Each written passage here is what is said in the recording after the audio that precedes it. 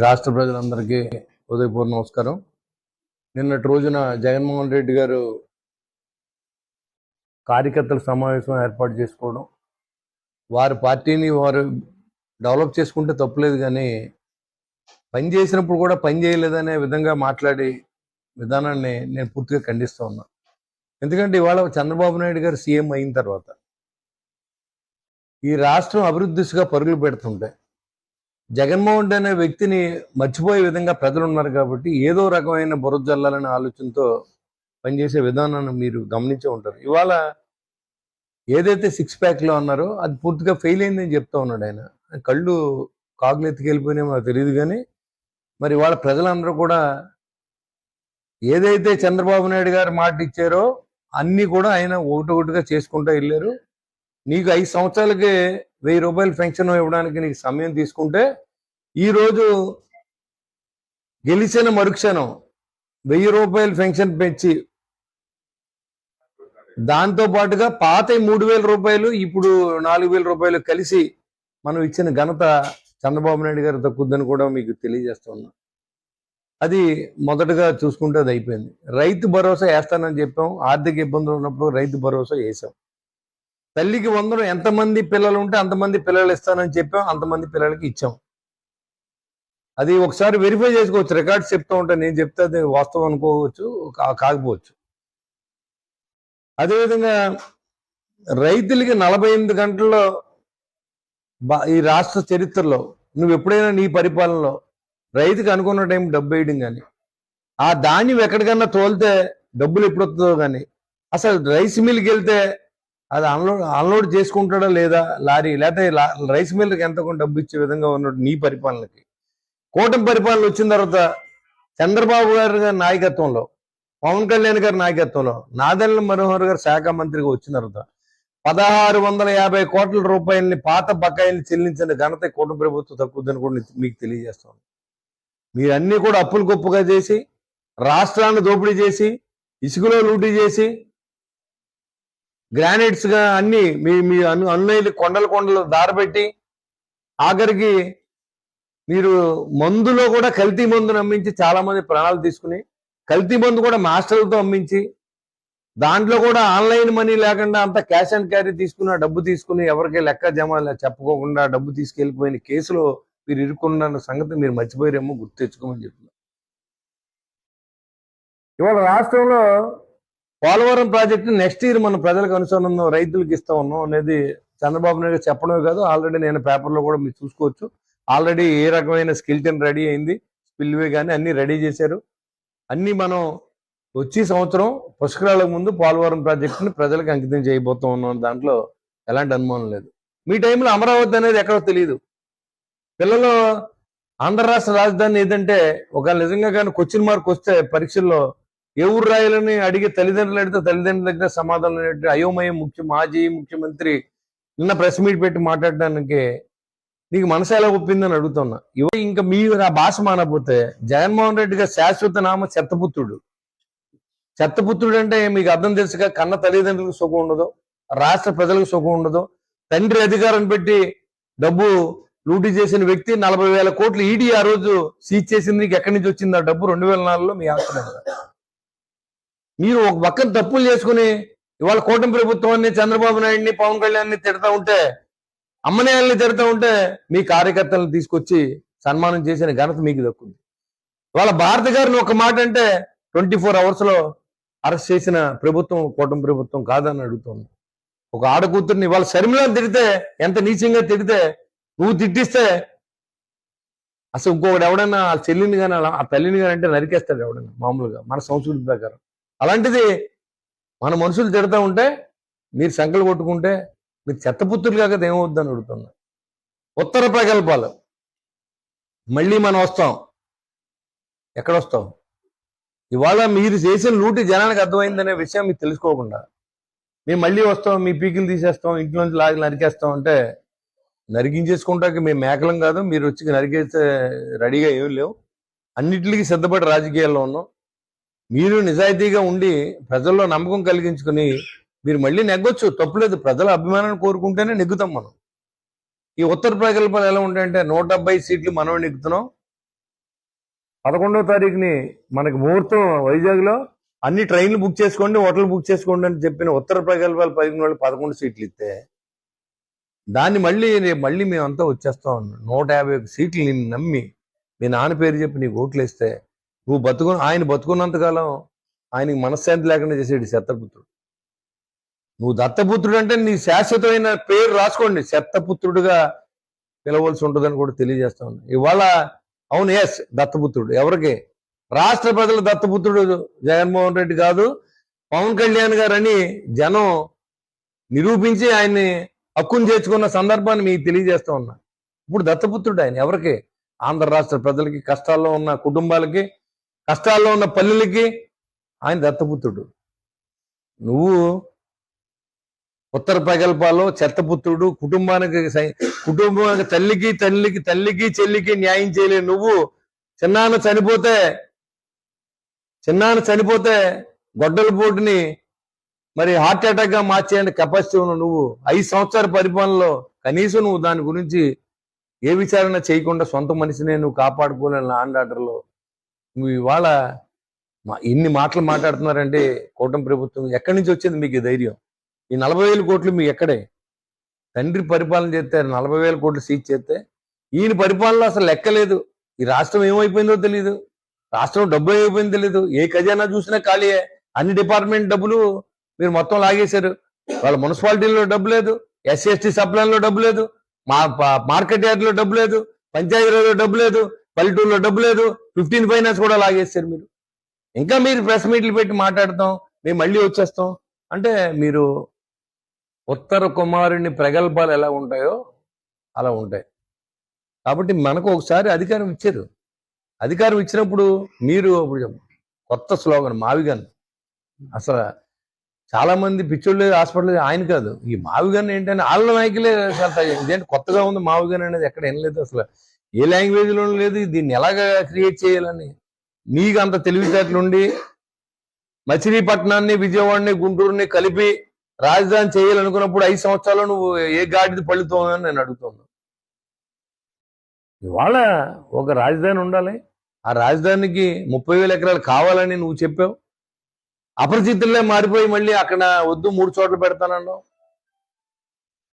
మరి ఇలాంటివన్నీ జనాలు కూడా ఒకసారి ఆలోచన చేసి 5 సంవత్సరాల్లో ఏం జరిగింది, 2 సంవత్సరాలు ఏం జరిగింది, రాబోయే 3 సంవత్సరాల్లో మనం ఏం ఆశించడం అనే దాని మీద ఆధారపడాలి తప్ప అది మానేసి ఎవరన్నా పత్రికలు ఎగ్నిస్ట్ రాస్తే ఆ పత్రిక ఆఫీసుల మీద దారుణాలు పగలగొట్టేయండి.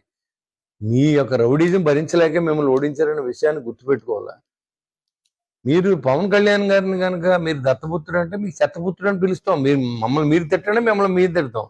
రాజకీయాలు విలువలు తగ్గించుకుని మాట్లాడుకుందాం. ఇంకా మేము అంటలేదు కదా, వాళ్ళు జగన్మోహన్ రెడ్డి గారి గురించి మాట్లాడవలసిన అవసరం లేదు. ఎందుకంటే గడిచిన 5 సంవత్సరాలు ఆయన పరిపాలన చేశాడు, ఆయన ప్రజలకు నచ్చలేదు, మనల్ని ఎన్నుకున్నారు కాబట్టి మన అభివృద్ధి ఎలా చేయాలనే దిశగానే మనం పనిచేస్తున్నాం తప్ప ఇంకా వాళ్ళ గురించి వాళ్ళే ఉంటుంది. 2 పార్టీలు ఉంటాయి లేదా 10 పార్టీలు ఉంటాయి.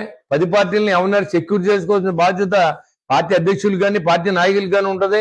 అంత మాత్రాన అలా బతకూడదని మీకు మళ్ళీ మేమేం ఆలోచించలేదు. జనసేన తీయించేసావు నువ్వు, మేము వైసీపీని తీయించేయగలమా? తీయించలేం కదా. ఎవరు అభిమానులు వాళ్ళకు ఉంటారు. అంత మాత్రాన పార్టీ ఉండకూడదనే నినాదమే తప్పు.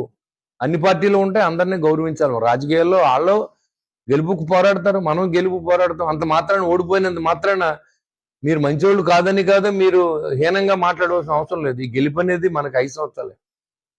ఈ 5 సంవత్సరాలే మనం అనిపిస్తాం తప్ప 5 సంవత్సరాలు దాటిన తర్వాత ఈ వయసు ఉండదు, ఈ డబ్బు ఉండదు, ఈ పవర్ ఉండదు. అది తెలుసుకోకుండా మనం ఏది పడితే అది మాట్లాడి మళ్ళీ మేము వస్తే ఏం చేస్తారు? మీరు వస్తే ఇంట్లో ఎలాగో ఒకసారి చచ్చిపోతాం. చావు అనేది మనిషికి ఒకసారి వస్తుంది, పుట్టు కూడా ఒకసారి వస్తుంది. అన్నిటికీ తెగించి మేము ఆ రోజునే జనసేన పార్టీలో జాయిన్ అయ్యాం, ఆ రోజు పోరాడాం, ఇంట్లో పడుకోలేదు. మళ్ళీ మీరు వచ్చినా మీరు ఇక్కడ పీకిది ఏం లేదు. ఇక్కడ కాదు, రాష్ట్రంలో కూడా అందరూ మీ యొక్క ప్రగల్భాలు, ఉత్తర కుమారుని ప్రగల్భాలన్నీ చూశారు. చెత్తపుత్రుడు మాటలు ఎందుకు మాట్లాడొచ్చు కదా. గౌరవ చంద్రబాబు నాయుడు గారు అంటే సంబోధించే తప్పే ఉంది. పవన్ కళ్యాణ్ తలదించుకుని కూర్చున్న నువ్వు మా కూటమి ప్రభుత్వం వచ్చిన తర్వాత విశాఖ ఉక్కుని మళ్ళీ పునరుద్ధరించి 50 కోట్లు లాభాలు తీసుకుని నడిపించిన ఘనత కూటమి ప్రభుత్వం దక్కుద్దని కూడా మీకు తెలియజేస్తా ఉన్నా. ఇవాళ రాయలసీమను కూడా అభివృద్ధి చేయాలి, రాష్ట్రం అంతా సమాంతరంగా అభివృద్ధి చెందాలని ఆలోచనతో 30,000 కోట్లను అక్కడ హార్టికల్చర్ డెవలప్మెంట్ కానీ, పంటల్లో కానీ, ఇండస్ట్రియల్ ఏరియా కానీ, సోలార్ ప్లాంట్లు కానీ అన్ని కూడా అక్కడ తీసుకొచ్చి రాయలసీమ కూడా అభివృద్ధి చేసిన ఘనత ఈ ప్రభుత్వాన్ని దక్కుద్దని కూడా మీకు తెలియజేస్తాను. సరే, పంచాయతీరాజ్ శాఖ చూసుకుంటే అసలు మీకు తెలియదు, పంచాయతీరాజ్ శాఖ అనేది ఒకటి ఉంది, అక్కడ రోడ్లు వేయాలి, MGNRGS అని ఒక పథకం ఉంటది, దాంట్లో డబ్బులతో మనం రోడ్లు వేసుకోవచ్చు అనేది కూడా తెలియనటువంటి మాజీ ముఖ్యమంత్రికి నేను చెప్తున్నా, మీ సమయంలో మీరు ఎన్ని కిలోమీటర్ల రోడ్లు వేసారో మీ దమ్ముంటే చెప్పమని చెప్తున్నా. నేను చెప్తున్నా 2 సంవత్సరాల కాలంలో 4,000 కిలోమీటర్ల రోడ్లు వేసి ప్రతి పల్లికి అనుసంధానం చేసిన ఘనత పవన్ కళ్యాణ్ గారు దక్కుంది. 13,300 పంచాయతీలు ఒకే రోజు మీటింగ్ పెట్టి పల్లి పండుగ చేసిన ఘనత పవన్ కళ్యాణ్ గారు దక్కుంది. ఇవాళ అదే శాఖలో ఇవాళ వరకు ప్రమోషన్ లేకుండా ఉంటే ఆ ఎంప్లాయీస్ అందరికి ప్రమోషన్ ఇచ్చి మళ్ళీ కొత్తగా డిఎస్సి పెట్టి దాంట్లో 16,000 మంది ఉద్యోగాలు ఇచ్చిన ఘనత చంద్రబాబు నాయుడు గారు కాదా అని అడుగుతా ఉన్నాను. ఈ సమయంలో ఎంతమందికి ఉద్యోగాలు ఇచ్చో చెప్పమనంటే వాలంటీర్కి 5,000 ఇచ్చాను. 5,000 దేనికి సరిపోద్ది? 5,000 ఇచ్చి వాలంటీర్కి ఇచ్చానని చెప్తున్నాడు, దేనికి సరిపోద్ది? మళ్ళీ ఈ సంవత్సరం 15,000 ఉద్యోగాలు ఇవ్వడానికి ప్రభుత్వం సిద్ధంగా ఉందని కూడా మీకు తెలియజేస్తా ఉన్నా. NRGS లో మన తాడేపురంలో దాదాపు 15 నుంచి 20 కోట్ల రూపాయలు ఖర్చు పెట్టగలిగాం. ఈ రోజు 150 కోట్లతో ఈ ఒక కాన్స్టిట్యున్సీని 2 సంవత్సరాలు అభివృద్ధి చేశానని చెప్పడం ఓన్లీ సంక్షేమం కాకుండా నేను చెప్పేది. సంక్షేమం చూసుకుంటే ఇంకొక ఎంత ఉన్నదో మీకు మొత్తం అన్ని కూడా నేను ఒక ప్రెస్ మీట్ పెట్టి కూడా నేను చెప్పదలుచుకున్నాను. సంక్షేమం అభివృద్ధి కలిసి ఎన్ని కోట్లు. ఇవాళ 2వ SS ట్యాంక్ నేను మున్సిపల్ చైర్మన్ గా ఉండగా దాన్ని ఓపెన్ చేసి దానికి దాదాపు 18 లక్షల కోర్టు ఫీజులు కట్టి నేను మున్సిపాలిటీకి చెప్తే గడిచిన 5 సంవత్సరాల్లో దాన్ని గొడవ పట్టించుకోకుండా ప్రజల అవసరం పెరిగింది. 2,30,000 జనాభా ఉన్నారు ఇవాళ తాడేపల్లి కాన్స్టిట్యున్సీలో. అలాంటి కాన్స్టిట్యున్సీలో రేపు పొద్దున్న నీరు ఎద్దటి వస్తే మరి ఎలాగా 20 ఎకరాల ట్యాంక్తో మీరు సరిపెడతారనే ఆలోచన కూడా లేకుండా దాన్ని తవ్వించినటువంటి ఆ ప్రభుత్వ అధికారులకి నేను చెప్తున్నా. ఇవాళ మనం వచ్చిన తర్వాత ఈ సంవత్సరం 7వ నెల పూర్తి చేస్తాం, వచ్చే నెల 1వ తారీఖు కల్లా 2 సార్లు కాదు 3 సార్లు ఈ తాడేపల్లి ప్రజలకే కాకుండా పెంటపాడు పక్కన పల్లెలు కూడా నిధి ఏర్పాటు ఈ తాడేపల్లి పురపాలక సంఘం ద్వారా చేయించానని చెప్పి కూడా మీకు నేను తెలియజేస్తా ఉన్నా. ఇది అభివృద్ధి అంటారు దీన్ని. గడిచిన 5 సంవత్సరాల్లో మీరు ఏ రోడ్లు లేదు, ఏ గుంత కూడా పోడ్చలేదు. ఈ గుంతలు పోడ్చాలంటే హాస్పిటల్లో జాయమని చెప్పారు మీ మంత్రులు. మీరు ఇవాళ పవన్ కళ్యాణ్ గారు చేసే అభివృద్ధి కానీ, చంద్రబాబు నాయుడు గారు చేసే అభివృద్ధి కానీ, నరేంద్ర మోడీ గారి ద్వారా తెచ్చే అభివృద్ధి కానీ, జల్ జీవన్ మిషన్ లో పూర్తిగా దోచుకునే డబ్బులు ఏదైతే మిగులుతాయో మీ సొంత కాంట్రాక్టులు పెట్టి దాన్ని మొత్తం లూటీ చేసి ఇవాళ మధ్యలో వదిలేసి వెళ్ళిపోతే మరో 2 సంవత్సరాల పాటు తీసుకొచ్చి దానికి మళ్ళీ 12 కోట్లు శాంక్షన్ చేయించి ఇప్పుడు అన్ని గ్రామాలకి జల్ జీవన్ మిషన్ లో నీళ్లు ఇచ్చే బాధ్యతని ఈ ప్రభుత్వం తీసుకొని మొదలు పెట్టబోతా ఉన్నాం. ఈ ప్రభుత్వం వచ్చిన తర్వాత 14,16,00,000 రూపాయలని పవన్ కళ్యాణ్ గారు మనకు శాంక్షన్ చేశారు. ఈ నెలలో టెండర్ జరగబోతా ఉంది. అంటే అభివృద్ధి అనేది కళ్ళతో చూసి కష్టపడితే అవుతుంది కానీ మీరు ఎక్కడో 4 గదుల్లో కూర్చుని పరదాల మాటలు తిరిగి హెలికాప్టర్లో ఇక్కడ పొరద సర్వే చేయడం కాదు. ట్రైన్ యాక్సిడెంట్ అయితే నువ్వు హెలికాప్టర్లో సర్వే చేస్తావు. నీ ముఖ్యమంత్రికి ఆ పాత ముఖ్యమంత్రికి సలహా ఎవరు ఇచ్చారో కూడా నాకు తెలియదు. సరే, ఇప్పుడు నిన్న ఒకటి అంటున్నాడు, పుట్టినరోజు అంటే మా నాయకుడు ట్వీట్ చేసాడు కదా, మీకు ఇలాంటి పుట్టినరోజులు ఎన్నో జరుపుకోవాలి అని చెప్పి. మీ చెల్లికి ఇంటికి వెళ్తే వాళ్ళ పెళ్లికి పోతే వెళ్ళాం కదా మేము. మాకేమి ఇలాంటి బేసిసాలు లేవే. మీరెందుకు ఇంత అసూయిగా విషం కక్కి మాట్లాడుతూ ఉన్నారు? కాబట్టి భాష, లాంగ్వేజ్ పద్ధతిని మార్చుకోండి. మీకు నిజంగా ప్రజల్లో ఉండాలంటే ప్రజల్లో విశ్వాసం కల్పించాలి మనం. ఆ రోజు మీరు అధికారంలో ఉండగా ప్రజలను ఆదుకోలేకపోయారు. సంక్షేమం పేరుతో 2,50,000 కోట్లు 2,50,000 కోట్లు సంక్షేమం చేసి 10 లక్షల కోట్లు అప్పులు చేసి వెళ్ళిపోయారు. మీరు 7,50,000 కోట్లు ఎవరి ఖాతాల్లోకి వెళ్ళిపోయి ఎవరు ఎంత తినేశారో కూడా మీ అందరికి తెలుసు. అందుకే దూరంగా పెట్టారు. ఈ రోజు మళ్ళీ మేము వచ్చేస్తాం. వస్తారా ఏమి చెప్పలేము. ఇప్పుడు ఇవాళ ఎలా ఉంటుందంటే రాజకీయాల్లో ట్రెండ్ ప్రజలను నిర్ణయించాలి. మనం వేసుకునే ఓట్లు కదా అవి. ప్రజలు మనకి ఓట్లు వేస్తే నెగ్గుతాం, అభిమానం ఉంటే నెగ్గుతాం, పని చేస్తే నెగ్గుతాం, నిజాయితీగా ఉంటే నెగ్గుతాం. కొన్ని క్వాలిఫికేషన్స్ ఉండాలి మనకి. అది మానేసి ఓటుకి ఏదో అది మాట్లాడతాం. నేను ఈ రోజు వరకు ఓడిపోయిన ఏ వ్యక్తిని నేను తిట్టలేదు, మాట్లాడదలుచుకోలేదు కూడా. నేను ఓడిపోయినప్పుడు నేను పాత తెలుసు. అలాగే ఓడిపోయిన వాళ్ళు వాళ్ళ బాధ వాళ్ళకు ఉంటుంది. అంత మాత్రాన మన వాళ్ళు తిట్టుకుంటే దానివల్ల మనకు కలిసి వచ్చేది ఏం లేదు. మీరు ప్రయత్నం చేయండి, గెలవడానికి ప్రయత్నం చేయండి. మేము గెలుపు నిలబెట్టుకుంటే ప్రయత్నం చేస్తాం. ఓ పోరాటం అనేది ఎలా ఉండాలి? రాజకీయంలో సేవ చేయడానికి మనం పోరాడుతున్నాం, సర్వెంట్గా ఉండడానికి పోరాడుతున్నాం. అది మానేసి వ్యక్తిగత విషయాలు, లేకపోతే ఈ కుటుంబాల విషయాలు, చంద్రబాబు నాయుడు గారి తల్లి గురించి, చెల్లి గురించి తిడితే మీరు వాళ్ళకి స్వాగతం పలుకుతారు, పరామర్శంతకి వెళ్తారు. సిగ్గు లేదా మీకు అని అడుగుతున్నారు. కాబట్టి దయించి ఎవరో గీతనాలు దాటద్దు. మేము ముందు మాట్లాడడం ఎప్పుడు. నిన్న జరిగిన ప్రెస్ మీట్ నా బాధ కలిగించింది. దత్తపుత్రుడు ఏంటని అడుగుతున్నాను నేను. దేనికి దత్తపుత్రుడు? పేద ప్రజలకు దత్తపుత్రుడు. రాష్ట్రం అంతా కూడా, ప్రజలంతా కూడా దత్త చేసుకున్నారు ఆయన్ని. మీరుంటేనే ఈ రాష్ట్రం బాగుపడుతుందని నమ్మారు. 124 సీట్లు ఇచ్చారు, 11తో సరిపెట్టారు మిమ్మల్ని. అది మానేసి మీకు ఏది పడితే అది మాట్లాడతాం, నోటికి ఏది వస్తే అది మాట్లాడటం, ఎవరిని పడితే అది తిడతాం. స్కామ్లో ఇరుక్కుని బయటకు వచ్చిన తర్వాత అది ప్రూవ్ చేస్తే, పేపర్లో రాస్తే పేపర్ వాడిని ఏమో రెడ్ బుక్ రాజ్యాంగం అంటారు, పేపర్ వాడిని మంచోడు కాదంటారు. మరి మీ పత్రికలో రాసేయని అబద్ధాలే. మీ పత్రిక కరపత్రిక అయినప్పుడు కూడా పత్రికని గౌరవించాలా, స్వేచ్ఛను మనం చూడాలి. అంతేగాని మనం వెళ్ళి అక్కడికి వెళ్ళి కొట్టేస్తానంటే ఎవడో నిలబడ్డావు. బలం ఉంటే ఇవాళ మనం కొట్టేస్తాం, వాళ్ళ బలం ఉంటే మనల్ని కొట్టేస్తారు. ఆటవిక రాజ్యాంగం తయారవుతుంది. ఆ తయారై చేసుకునే అవకాశం మీకు వెళ్ళి ప్రెస్ల కాడ వెళ్ళి పగలు కొట్టేయండి, ప్రెస్ల కాడ వెళ్ళి అదే పరిస్థితి. మరి ఇప్పుడు నెగ్గినోళ్ళకు ఉంటే అప్పుడు పోలీస్ సపోర్ట్ ఎవరికి ఉంటుంది? అప్పుడు ఎవరు వస్తారు మీకు కూడా? ఎందుకు అన్నాను, ఆడవాళ్ళని ఎక్కడ చంద్రబాబు నాయుడు గారు చాలా గౌరవంగా పద్ధతిగా మాట్లాడతారు. నాకున్న దాన్ని బట్టి, నేను ఆయనతో నాకున్న పరిచయం. ఇవాళ 2014లో నేను జాయిన్ అయ్యాను. నేను అప్పుడు చూశాను, ఇప్పుడు చూశాను.